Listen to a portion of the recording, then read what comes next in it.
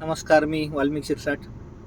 येत्या 13 मे रोजी आपल्याकडे लोकसभा निवडणुकीच्या निमित्ताने मतदान होणार आहे. आज ग्रामीण भागामध्ये फिरत असताना अत्यंत हृदयद्रावक असं चित्र या नांदूर कालवा पट्टामध्ये जी गावं आहेत त्या भागात मला दिसून आलं. अनेक गावामध्ये ट्रँकर आल्यानंतर अशी झुंबड उडालेली दिसून आली आणि अशा परिस्थितीमध्ये एकीकडे यांना निवडणुका लढवायच्या, निवडून यायचं, आणि दुसरीकडे लोकांनी पाहण्यासाठी तडफडायचं, जनावरांनी पाहण्यासाठी तडफडायचं, हे कुठंतरी मनाला आता पटत नाही आहे. आणि त्यामुळे आज हे सर्व चित्र पाहून मी खूप व्यथित झालेलो आहे. आणि उद्या या सर्व प्रकरणाबाबत मी काही अधिकाऱ्यांशी आज बोललो की पाणी सोडलं पाहिजे पिण्यासाठी, म्हणून तरी किमान आम्हाला पाणी NMCच्या माध्यमातून दिलं पाहिजे. परंतु अधिकाऱ्यांच्या बोलण्यातून एकंदरीत एक नकारात्मकता अशी दिसून आली आणि प्रत्येकाने सांगितलं की नाशिक जिल्ह्यामध्ये त्या लोकांचा दबाव असल्यामुळे पाणी सुटणं अशक्य आहे.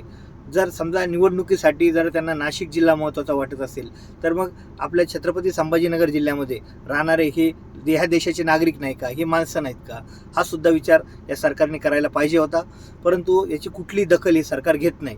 म्हणून मी आता सर्व माझ्या नांदूर कालवा पट्ट्यातील सर्व ग्रामस्थ, सर्व ग्रामपंचायत सदस्य, सरपंच, उपसरपंच या सर्वांना विनंती करतो की आता शेवटचं अस्त्र काढल्याशिवाय आपल्याला पर्याय नाही आहे. ठीक आहे, मी कुठल्या पक्षाचा पदाधिकारी असेल, तुम्ही कुठल्या पक्षाचे पदाधिकारी असाल, हा विषय आता सोडून द्या.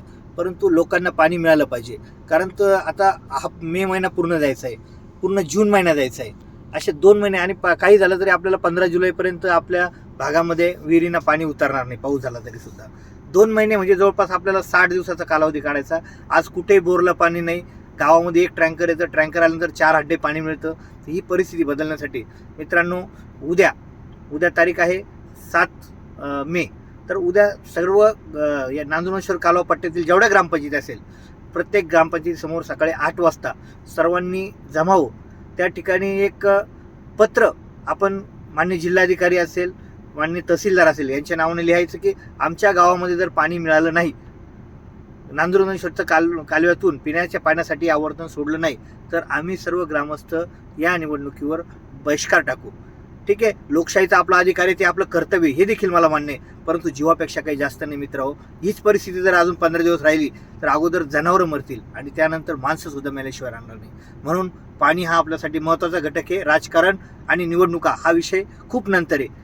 त्यासाठी सर्वांना, कुठल्याही पक्षाचा व्यक्ती असेल, कुठल्याही पक्षाचा नेता असेल, कार्यकर्ता असेल, सर्वांना विनंती करतो की उद्या सकाळी 8 वाजता आपापल्या ग्रामपंचायतीसमोर जमा होऊन सर्व सरपंच, उपसरपंच, ग्रामपंचायत सदस्य आणि जास्तीत जास्त ग्रामस्थ यांच्या सह्या घेऊन ग्रामपंचायतच्या लेटर पॅडवर ते पत्र आपण माननीय तहसीलदार आणि माननीय जिल्हाधिकारी यांना द्यावं.